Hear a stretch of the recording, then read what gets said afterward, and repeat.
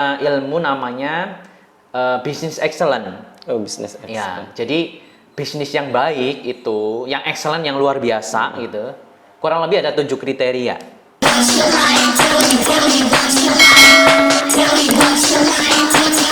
Oke, assalamualaikum warahmatullahi wabarakatuh.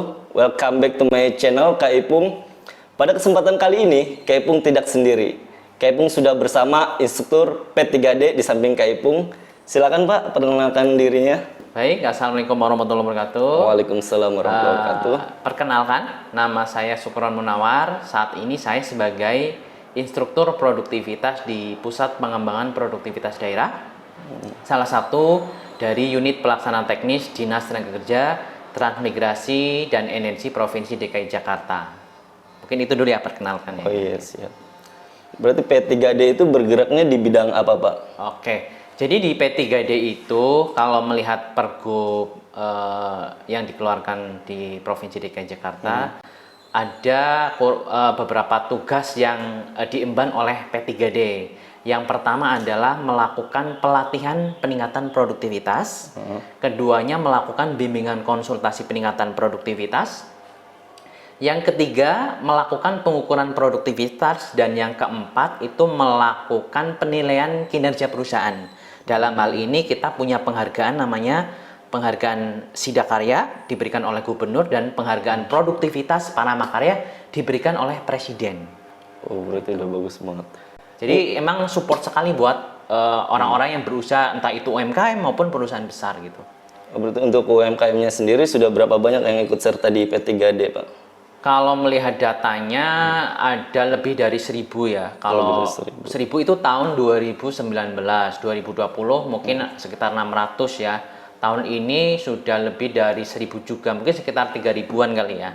Belum kita punya channel YouTube juga, udah ditonton lebih dari 1.000 lebih viewer ya. Mungkin kalau itu kita anggap sebagai peserta mungkin lebih dari 3.000 atau 4.000 gitu ya. Banyak banget ya. Iya betul gitu. Ya. Kalau untuk perusahaan itu pengembangannya seperti apa sistem peningkatan perusahaannya? Oke, siap.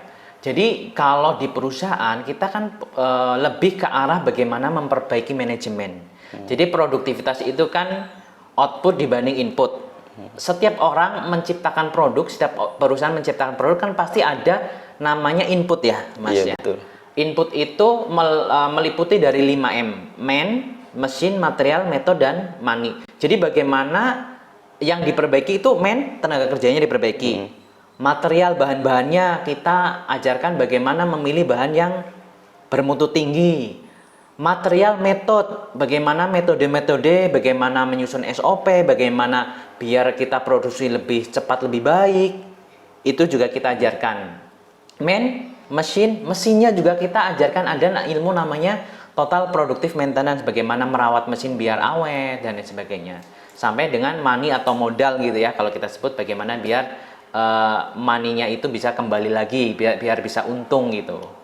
Jadi kalau kita bisa lihat ini sangat luas, bahkan sampai output gitu ya. Output itu kan pasti kita bagaimana menjual ya. Iya betul. Nah menjual ini kan butuh ilmu marketing. Jadi sangat luas. Jadi dari input, proses, output kita bahas. Jadi bagaimana kita biar memproduksi lebih cepat, bagaimana biar produksi kita diterima pasar, berarti harus berkualitas gitu. Nah kita sudah punya produk berkualitas tapi nggak bisa jualannya, Iya, berarti benar, harus kita carikan bagaimana marketingnya, entah itu lewat marketplace. Kita sempat bagaimana ngundang marketplace ke sini juga, bagaimana biar jualan, bagaimana strategi marketingnya, itu bagian pada produktivitas sebenarnya. Berarti dibahas semua ya untuk peningkatan perusahaan. Udah berapa perusahaan kira-kira Pak yang udah dibahas di P3D sehingga mereka lebih meningkat gitu omsetnya? Kalau yang perusahaan ini mungkin lebih dari, jadi kalau pelatihan ini kita anggap sebagai ini juga, jadi mungkin sudah lebih dari 1.000 juga gitu. Lebih dari 1.000 ya, sudah banyak. Jadi memang mereka bagaimana kita ajarkan mengimplementasikan gitu ya. Yang penting dari kita pelatihan kan bagaimana kita implementasi ya di lapangan. Terkadang kita ajarkan 5S, tapi kalau nggak diterapkan di bisnis ya nggak akan berdampak. Nggak jalan kan. ya. Iya, nggak ketahuan dampaknya gitu. Makanya kita sering ada ilmu juga di P3D namanya benchmarking ya. Kita belajar dari bisnis yang sudah sukses duluan gitu. Misalnya dari mungkin psikosouvenir belajar dari mana nih yang kira-kira mendekati gitu. Contoh mungkin ada IKEA gitu kan. Itu kan ada souvenir-souvenir juga kan. Ngeliat contoh yang Ya, sudah contoh sukses. yang sudah sukses kita pelajari bagaimana sih pola-pola kerjanya itu kita bisa implementasi di bisnis kita gitu. Di P3D ada nggak yang UMKM yang ikut serta dan udah udah dimajuin gitu? Sudah sampai setingkat level yang lebih tinggi gitu. Oke, kita ada kemarin perusahaan ya namanya PT Make Food Inovasi Pangan. Jadi sudah beberapa kali mengikuti pelatihan pentingnya meningkatkan produktivitas. Dan alhamdulillah pada tahun ini PT Make Food menerima penghargaan Paramakarya. Insya Allah akan digelar di 18 November tahun 18 2000. November. Iya, ini bulan ini sebentar malah lagi ya. berarti ya. Mungkin minggu depan gitu ya. Kalau nggak salah di Istana Wakil Presiden kalau nggak salah ya. Jadi yang kami inginkan sih dari teman-teman pengusaha ini minimal mindset untuk meningkatkan produktivitas ini nempel dulu nih. Iya benar. Jadi kalau udah mindsetnya semangat, ya. harus hari ini harus lebih baik dari hari kemarin dan hari esok harus lebih baik dari ini, kan habis itu bertanya gitu ya. Habis ini biar bisnisnya bagus ke depan, apa yang harus kita lakukan gitu kan. Nah, kita punya alat, teknik, metode namanya Kaizen. Kaizen. Jadi dari hari ke hari biar bisnisnya baik berarti kita harus melakukan apa? Melakukan perbaikan terus-menerus gitu ya. Untuk Kaizen sendiri itu apa, Pak? Oke, Kaizen ini adalah sebuah metodologi kalau kita orang produktivitas namanya menyebutnya alat, teknik, dan metode peningkatan produktivitas. Kesimpulannya Kaizen gitu ya. Kaizen. Kaizen itu adalah sebuah mindset bahwa continuous improvement, perbaikan terus-menerus agar bisnisnya semakin baik. Contohnya mungkin teman-teman kenal ya Toyota atau Daihatsu gitu ya, produk-produk Jepang gitu ya. Kenapa sih produk mereka diterima di pasaran gitu kan? Bahkan Toyota hari ini hampir di seluruh negara ada namanya merek Toyota gitu ya. Berarti mereka punya sebuah kalau boleh dibilang rahasia gitu ya. Rahasianya ya saya baca di bukunya Masaki Imei, seorang peneliti juga dari praktisi dari Jepang. Rahasia kompetitif, rahasia daya saing perusahaan-perusahaan Jepang itu Kaizen. Rahasianya menerapkan Kaizen. Di dalamnya Kaizen banyak banget. Perusahaan harus menerapkan 5S, harus bekerja sama antara manajemen dan buruhnya atau pekerjanya gitu ya. Jadi bersama-sama bagaimana meningkatkan produktivitas. Ada juga menerapkan suggestion system. Jadi bagaimana setiap karyawan itu kita libatkan. Libatkan untuk apa? Untuk memberikan sumbangan saran bagaimana biar bisnis ini semakin baik gitu. Iya, betul. Coba bayangkan Pak Saiful gitu ya. Kang Ipul bagaimana kalau hanya si ownernya doang yang mikir. Si karyawannya leha-leha, yang penting gue gajian gitu kan. Yang nggak jalan ya. Iya, akhirnya menjadi beban bagi si owner. Bayangkan kalau bisnis ini bangkrut gitu ya. Yang rugi siapa? Ownernya pertama. Terus karyawannya dipecat nggak? Ya otomatis pasti dipecat PHK. semua. Akhirnya pengangguran jadi banyak gitu. Betul. Jadi goal of productivity adalah bagaimana kita membantu perusahaan itu terus sustain. Terus awet gitu ya, berkelanjutan sehingga tidak ada PHK, perusahaannya untung, karyawannya sejahtera, pengusahanya jadi pengusaha sukses gitu kan. Akhirnya semua sejahtera. Makanya di Jepang itu tingkat penganggurannya rendah ya. Karena apa? Banyak perusahaan-perusahaan yang sustainable awet, tidak banyak PHK, bahkan tenaga kerja kita di Indonesia kita kirim magang ke sana malah gitu kan, karena kurang tenaga kerja gitu kan. Malah butuh banyak SDM dari negara lain. Betul. Maka ini peluangnya bagi kita di Indonesia. Kita kan banyak banget UMKM. Makanya kita mendorong bagaimana UMKM ini biar terus naik kelas.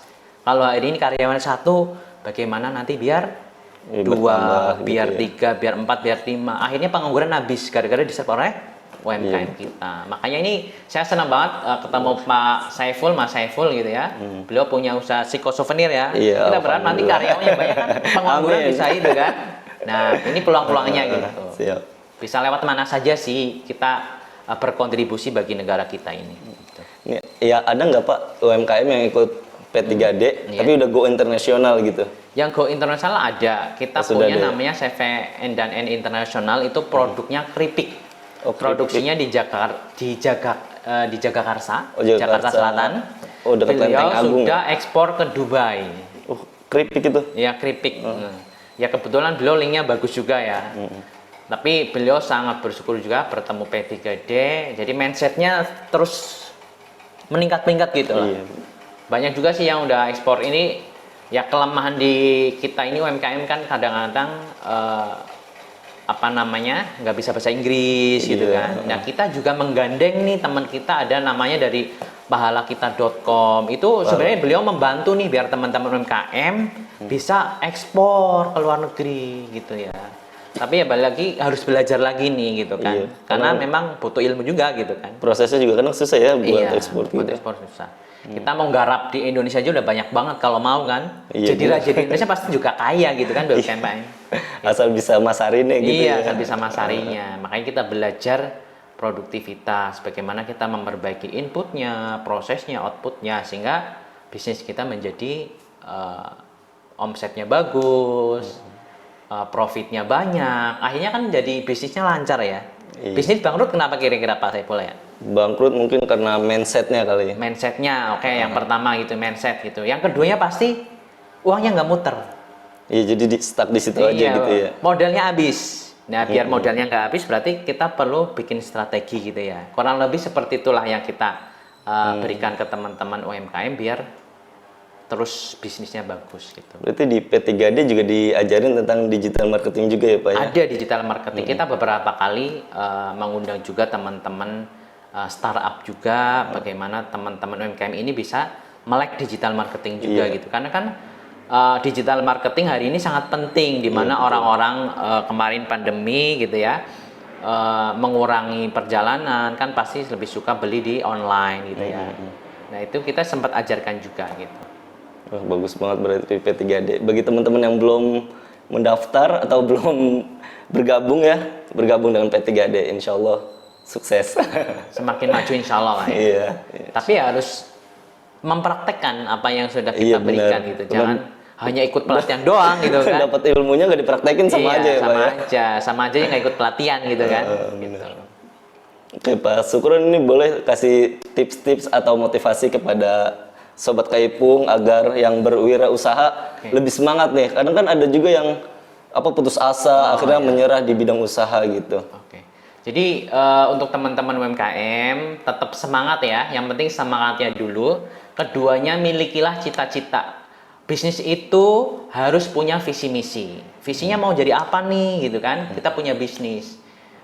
Pasti pengennya menjadi perusahaan besar.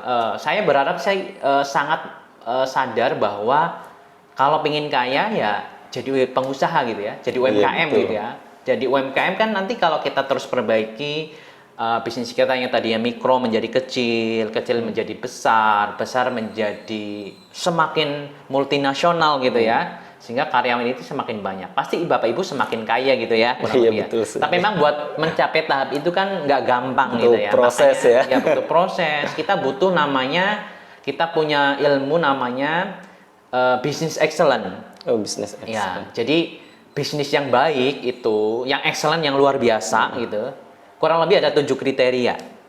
Yang pertama pasti bisnis itu harus punya leadership yang bagus. Oh, pemimpinnya berarti Pemimpin harus kepemimpinan. Nah, bagaimana kepemimpinan ini punya semangat yang bagus, maka dia harus punya visi misi. Bagaimana membangun visi misi, bisnis kita mau 10 tahun mau jadi apa gitu ya. 15 tahun jadi apa, terus kita turunkan menjadi strategic management atau strategic planning. Jadi kalau udah punya visi misi, harus dibikin rencana jangka panjang, rencana setahun mau ngapain, rencana 5 tahun mau ngapain, rencana 10 tahun mau ngapain gitu ya. Nah itu yang selanjutnya. Yang ketiga ada namanya fokus terhadap pelanggan. Oh, Bisnis itu kan harus memperhatikan pelanggan ya. Bagaimana kita memasuk pelanggan itu perlu diturunkan tadi dari strategic planning, diturunkan lagi nih bagaimana biar memuaskan pelanggan. Berarti butuh cara ya, mungkin dengan pembagian door prize, pembagian bonus bagi si pelanggan paling loyal dan sebagainya. Ada juga fokus terhadap tenaga kerja. Bagaimana biar tenaga kerja itu pintar-pintar. Pak Saiful suka nggak kalau punya anak buah yang pintar? Oh, suka banget. Ya. Disuruh apa-apa bisa gitu ya. Iya. Tapi kalau disuruh ini nggak bisa, akhirnya stres sendiri ya. Iya, jadi Akhirnya sebel akhirnya gitu kan. kita yang ngerjain sendiri jadinya. Iya, itu fokus terhadap tenaga kerja. Selanjutnya fokus terhadap proses. Prosesnya. Bikin souvenir pasti butuh proses ya. Iya, betul. Bagaimana memperbaiki proses ini semakin mudah, semakin efektif, efisien, berkualitas gitu kan.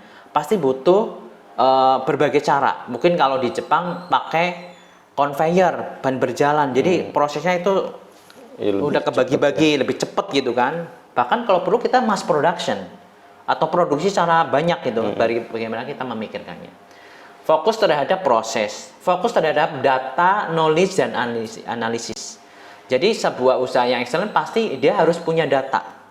Entah itu data produksi, data pelanggan, data pemasaran, dan sebagainya. Terus yang selanjutnya, pasti dalam bisnis ini fokus terhadap hasil usaha. Bisnis yang excellent pasti hasilnya harusnya naik terus ya. Naik terus, Nah, benar. kalau itu nggak diperhatikan, ya pasti bisnisnya akan bangkrut gitu ya. Stuck di situ-situ Iya, aja gitu. makanya 7 kriteria ini harus benar-benar si UMKM pahami bagaimana 7 kriteria ini menjadi terimplementasi di bisnisnya masing-masing. Nah, itu di kita punya penghargaan namanya penghargaan para makanan Sidakarya, itu penilaiannya berbasis itu, teman. Oh, yang Pak 7 Saiful, poin itu. 7 kriteria. Makanya kalau kita bertanya, Bapak Ibu punya visi misi nggak nih buat bisnisnya? Oh, nggak ada, berarti ini nilainya 0 gitu ya. Iya sih. Udah punya, tapi yang tahu cuma ownernya, karyawannya nggak tahu. Oh, belum belum disampaikan ke teman-teman karyawannya gitu ya. Ini juga masih rendah nilainya.